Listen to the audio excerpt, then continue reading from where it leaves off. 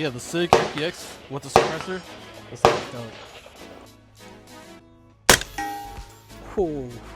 That's so much fun. That's so good. That's so good.